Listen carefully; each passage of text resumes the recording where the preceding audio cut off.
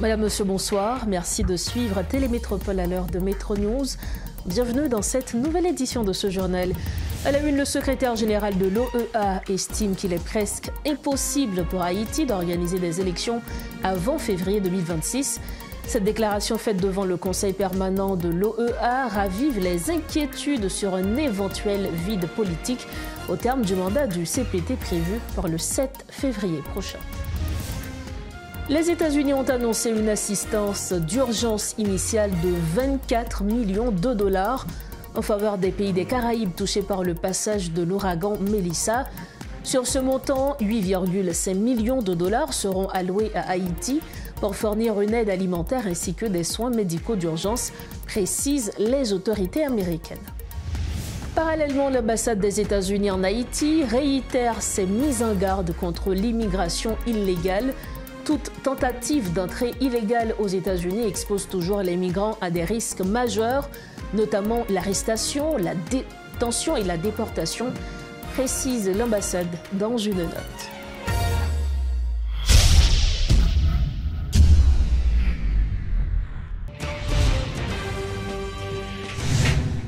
Bienvenue au développement des titres de l'actualité. Pour démarrer ce journal, le secrétaire général de l'Organisation des États américains, Albert Hamdin, estime qu'il sera presque impossible pour Haïti d'organiser des élections avant février 2026.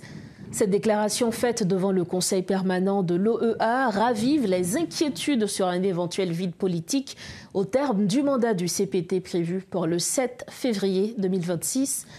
Dans ce rapport sur l'avancement de la feuille de route de l'OEA présentée ce mercredi, Albert Hamdin a souligné que la fin prochaine du mandat du CPT pourrait plonger le pays dans une nouvelle crise politique déjà aggravée par l'insécurité et la paralysie institutionnelle. Le diplomate a insisté sur la nécessité d'un encadrement institutionnel crédible pour soutenir le processus électoral. Il a également annoncé une visite officielle de l'OEA en Haïti au début du mois de décembre en collaboration avec les autorités haïtiennes. Écoutons un extrait des propos du secrétaire général de l'OEA, Albert Hamdin. Nous avons lancé un processus visant à améliorer la coordination entre nos différents services. Ce qui veut dire que nous n'aurons qu'un seul guichet, un guichet unique pour tout ce qui traite de la question d'Haïti, des achats, à la constitution de synergie. Mais comme je vous l'ai dit, il nous faut une mission spéciale. Il y aura un représentant spécial. Ensuite, pour compléter mon rapport, je vous dirais que nous avons consulté l'ambassadrice du Kenya. Nous remercions le rôle de protagoniste qu'a assumé le Kenya en matière de sécurité en Haïti ces derniers mois. Il y aura une transition, certes. Néanmoins, je voulais le préciser, remercier le Kenya, car nous restons en contact avec eux et nous voudrions travailler avec d'autres partenaires africains qui se sont dit intéressés par, qui souhaiteraient participer et aider Haïti. Le soutien à Haïti se poursuit à l'heure qu'il est. Je voudrais vous faire un rapport sur l'assistance qui est fournie à ce pays dans différents domaines. Une fois que nous aurons recueilli toutes les informations sur ce que font les États membres dans ce sens, nous le coucherons sur papier et vous le ferons savoir. La sécurité, l'émission de papiers d'identité et de cartes d'identité se poursuit dans le pays. Pour donner quelques exemples. À présent, la mobilisation des autres partenaires. Hier, je discutais avec le Conseil d'affaires latino-américain qui s'est dit souhaiter fournir un soutien à Haïti, notamment en matière de sécurité alimentaire, mais aussi d'investissement dans les affaires économiques du pays pour créer des emplois dans le pays.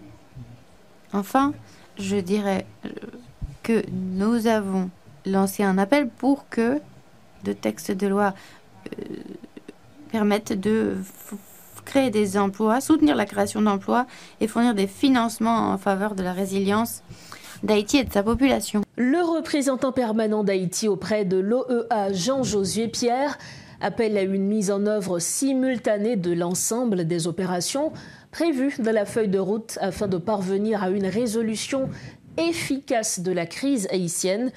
Lors du Conseil permanent de l'Organisation des États américains, consacré à l'évaluation de cette feuille de route, Jean-Josué Pierre a mis en garde le secrétaire général de l'OEA, l'exhortant à veiller à ce que cette initiative ne conduise pas à des efforts vains. Il a également souligné que l'organisation des élections est conditionnée par le rétablissement du climat sécuritaire dans le pays. Écoutons les propos de Jean-Josué Pierre. L'approche globale de la feuille de route, basée sur 5 axes prioritaires, reflète bien les objectifs stratégiques qui sont visés par Haïti.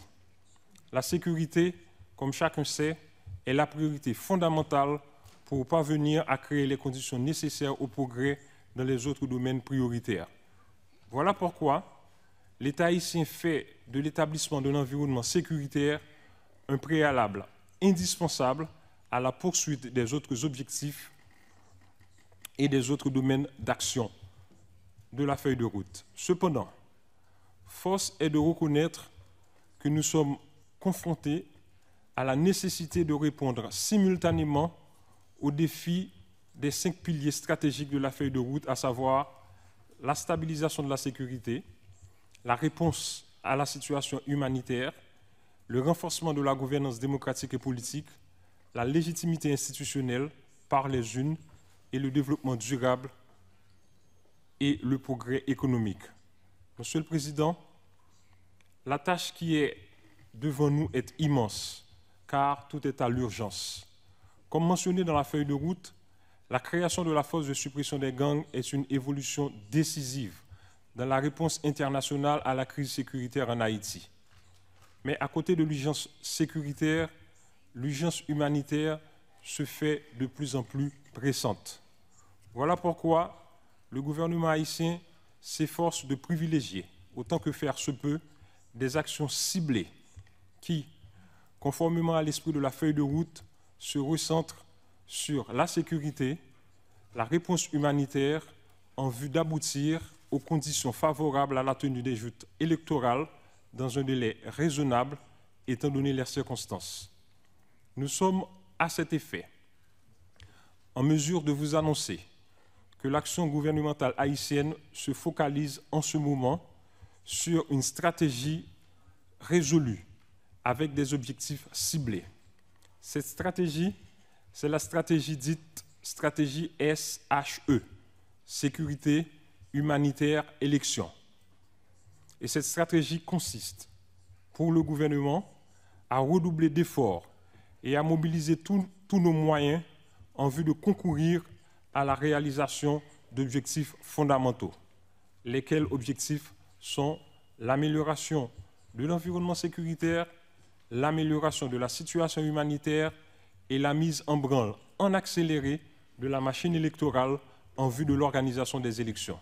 Toujours dans ce chapitre, alors que des acteurs politiques soutiennent l'idée d'une médiation en vue du départ du Conseil présidentiel de transition, les signataires de l'accord du 21 décembre mettent en garde contre toute idée de rupture.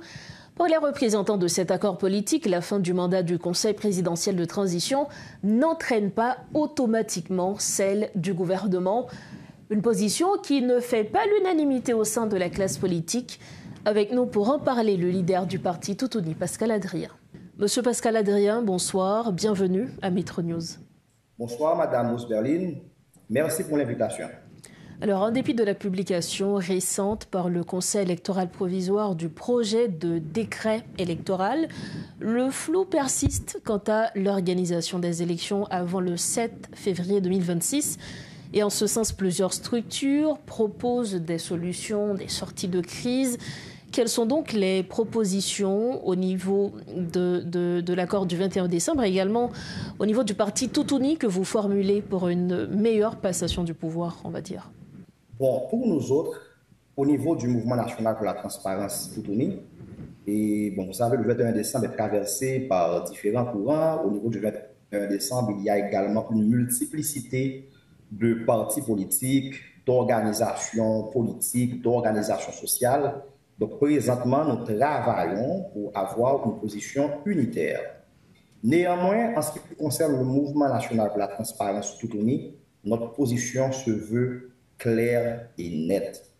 Le 7 février 2026, conformément à l'accord du 3 avril 2024, conformément à 2 décrets relatifs à l'organisation, au mode de fonctionnement du Conseil présidentiel de transition, le 7 février 2026 marquera effectivement la fin du mandat du CPT.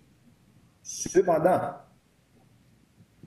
il n'y aura pas un vide institutionnel total au plus haut niveau de l'État. Parce que, en s'en allant, le CPT aura laissé en fonction un gouvernement. Puisqu'aujourd'hui, les 2 priorités majeures du peuple haïtien restent et demeurent les élections et la sécurité, ce gouvernement que le CPT aura laissé en place devra se focaliser sur ces 2 chantiers prioritaires.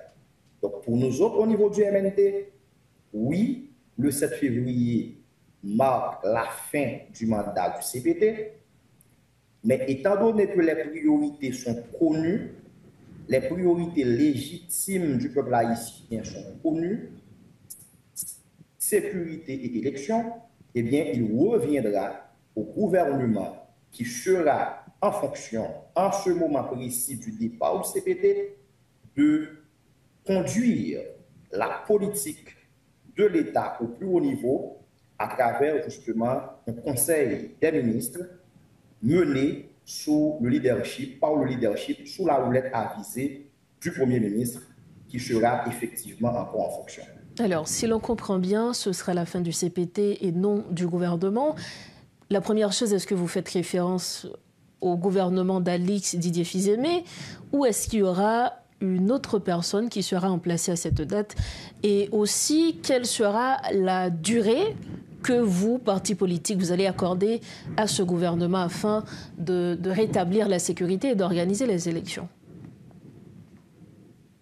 En principe, aujourd'hui, c'est le Conseil présidentiel de transition qui assume la présidence. En effet. Entre aujourd'hui, 5 novembre 2025 et le 7 février 2026, ça fait exactement 2 mois et quelques jours. Mais si le focus reste bel et bien sécurité et élection, eh bien, un chambardement total risque de renvoyer au calendrier grec cette affaire cruciale que sont les élections. Donc, si vous demandez au MNT entre un chambardement total et un remaniement en profondeur, qu'est-ce que nous aurions choisi pour ne pas compromettre la tenue effective des élections? Nous aurions opté certainement pour un remaniement en profondeur. Cependant, aujourd'hui, ce qui prime pour nous autres, c'est que entre aujourd'hui, 5 novembre 2025 et le 7 février 2026, le CPT, les parties prenantes du 3 avril 2024, les non-signataires de l'accord du 3 avril 2024 doivent s'activer, pour mener un plaidoyer auprès de la communauté internationale pour que les amis d'Haïti respectent les engagements qu'ils ont pris envers le pays, notamment au niveau du volet sécuritaire. Parce que peu importe la forme de la gouvernance que nous aurons adoptée, sans un support significatif de la part de la communauté internationale, eh bien, au niveau sécuritaire, les résultats se feront encore attendre malheureusement. Donc, nous devons faire un plaidoyer pour que nos amis de l'international respectent leur engagement, pour que la force de répression des gangs puisse effectivement se coller au problème en renforçant la force publique haïtienne qui certainement est déjà engagée sur le terrain. C'est le premier plaidoyer à faire. La deuxième priorité à avoir en tête, c'est que nous devons en finir avec cette transition interminable qui a déjà trop duré, mais comment en finir? C'est uniquement par la voie royale des élections. Donc notre focus aujourd'hui, c'est sécurité élection. Certainement, à toutes les tables autour desquelles on va nous inviter, nous serons présents. Nous serons présents pour discuter, mais notre message se voudra toujours clair, précis, limpide. La priorité aujourd'hui, ce n'est pas un débat interminable sur la forme de la gouvernance à adopter après le 7 février. L'exécutif monocéphale est prévu. Et si vous regardez l'esprit de l'article 149 de la Constitution, il est prévu par la Constitution, à un certain moment de la durée, d'avoir un exécutif monocéphale avec un conseil des ministres qui assume la totalité des attributions de l'exécutif. Donc pour nous autres, puisque la priorité, ce n'est pas de prolonger indéfiniment la transition, après le 7 février, comme l'ont reconnu certains conseillers présidents, c'est la fin du mandat du CPT et le CPT devra certainement laisser en place un gouvernement de mission et ce gouvernement de mission aura la charge d'organiser ou encore d'accompagner le processus sécuritaire et électoral pour organiser les joutes électorales dans les plus brefs délais, étant entendu que nous croyons que nos amis internationaux vont nous donner le support effectif indispensable pour remonter la pente de cette insécurité infernale.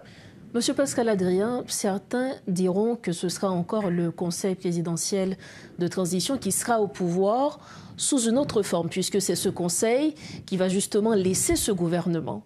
Qu'est-ce que vous leur répondrez? Bon, moi-même, je dis que nous parlons de gouvernement de mission. Ce faisant, la question essentielle n'est pas de savoir qui va laisser le gouvernement en place. La question principale, c'est est-ce que l'international va effectivement nous accompagner pour nous aider à réunir les conditions sécuritaires indispensables au plus vite pour organiser les élections au plus vite. C'est ça le fond de la question, c'est ça le fond du débat, c'est ça la priorité essentielle du peuple haïtien en ce moment. Le peuple haïtien réclame sécurité, le peuple haïtien réclame des élections. Qui sera en place pour donner la sécurité, ce n'est pas la question essentielle aujourd'hui. Qui sera en place pour organiser les élections, ce n'est pas la question essentielle aujourd'hui. Nous devons avoir le focus, nous devons mettre le cap sur ces deux éléments majeurs, sécurité, élection, tout en évitant de tomber dans le piège des interminables diversions auxquelles nous sommes malheureusement habitués. Monsieur Pascal Adrien, merci infiniment d'avoir répondu à nos questions. Merci beaucoup. À moi de vous remercier. Tenez bon. Merci encore. Voilà donc les précisions de Pascal Adrien, le leader du parti Tout Uni. Il était l'invité de Métronews ce soir. Avec lui, on a parlé politique. Merci de votre fidélité à Métronews. L'ambassade des États-Unis en Haïti a publié ce mercredi un message d'avertissement à l'intention des personnes envisageant de quitter illégalement le pays pour se rendre sur le territoire américain. Cette communication intervient dans un contexte marqué par le shutdown, qui est la fermeture partielle du gouvernement américain, souvent sujet à des interprétations erronées. Selon la représentation diplomatique, certains candidats à l'émigration croient à tort que cette paralysie administrative équivaut à une ouverture des frontières ou à un assouplissement des contrôles migratoires.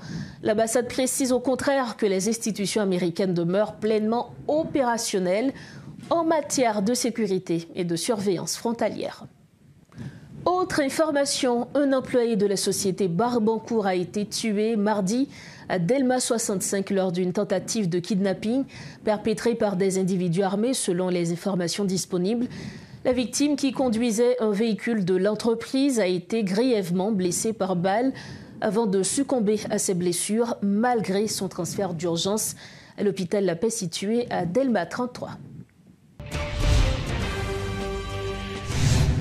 L'inspecteur Gary Jean-Baptiste de la police routière juge inadmissible que des véhicules circulent dans Port-au-Prince, toutes vitres teintées, alors que le kidnapping fait rage. Il appelle les responsables à revoir cette question et à n'autoriser que la teinte des vitres arrière. Écoutons l'inspecteur Gary Jean-Baptiste du SPNH 17. Nous pas ouais aucun côté nous passer soit en France ou bien en Espagne côté un citoyen qui a droit pour le teinter toute vie d'ailleurs li interdit.